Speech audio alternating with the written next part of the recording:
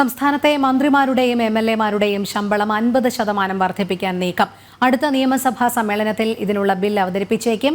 കടുത്ത സാമ്പത്തിക പ്രതിസന്ധിക്കിടെയാണ് പിണറായി സർക്കാർ UDF പിന്തുണയോടെ ജനപ്രതിനിധികളുടെ ശമ്പളം കുത്തനെ കൂട്ടാനൊരുങ്ങുന്നത്. ലോക്സഭാ തെരഞ്ഞെടുപ്പിന് മുമ്പ് നടന്ന നിയമസഭാ സമ്മേളനത്തിലാണ് മന്ത്രിമാരുടെയും MLAമാരുടെയും ശമ്പളം കൂട്ടാനുള്ള ബില്ല് അവതരിപ്പിക്കാൻ നീക്കം നടന്നത്. എന്നാൽ തെരഞ്ഞെടുപ്പിൽ ഇത് തിരിച്ചടിയാകുമെന്ന് കരുതി മാറ്റിവെക്കുകയായിരുന്നു. ഇതാണ് അടുത്ത സമ്മേളനത്തിലേക്ക് വീണ്ടും പരിഗണിക്കുന്നത്. നിലവിൽ മുഖ്യമന്ത്രിക്കും മന്ത്രിമാർക്കും സ്പീക്കർക്കും പ്രതിപക്ഷ നേതാവിനും 1 ലക്ഷത്തോളം രൂപയാണ് ശമ്പളവും അലവൻസും. കൃത്യമായി പറഞ്ഞാൽ മാസം 97,429 രൂപ ലഭിക്കും. ഇതുകൂടാതെ കിലോമീറ്റർ അടിസ്ഥാനത്തിൽ യാത്രാബത്ത, വാഹനം, വസതി, 22ഓളം പേഴ്സണൽ സ്റ്റാഫുകൾ വേറെ.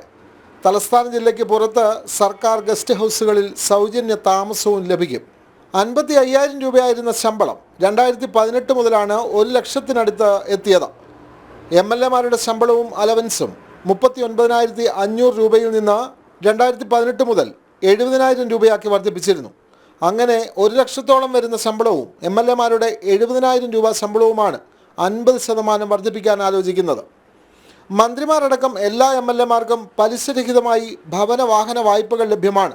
വിദേശത്തടക്കം എവിടെയും സൗജന്യ ചികിത്സ, പെൻഷൻ എന്നീ ആനുകൂല്യങ്ങൾ വേറെയും. ജീവിത പങ്കാളിക്കും ചികിത്സാ ചെലവ്, ആശ്രിത പെൻഷൻ എന്നിവയെല്ലാം ഉണ്ട്. മന്ത്രിമാരുടെ private secretary, special private secretary എന്നിവർക്ക് 1.25 ലക്ഷം രൂപയാണ് ശമ്പളം. അഡീഷണൽ പ്രൈവറ്റ് സെക്രട്ടറിക്ക് 1.3 ലക്ഷം രൂപയും. പേഴ്സണൽ സ്റ്റാഫ് അംഗങ്ങളുടെ ശമ്പളത്തിനൊപ്പം എത്തിക്കാനാണ് മന്ത്രിമാരുടെയും ശമ്പളം കൂട്ടേണ്ടി വരുന്നത് എന്ന ന്യായീകരണമാണ് ഇടത് സർക്കാർ മുന്നോട്ട് വെക്കുന്നത്. നിയമസഭയിൽ ഈ ബില്ലിന് ഐക്യകണ്ഠേന പിന്തുണ ഉണ്ടാകുമെന്നും സർക്കാർ പ്രതീക്ഷിക്കുന്നു. ജനം, തിരുവനന്തപുരം.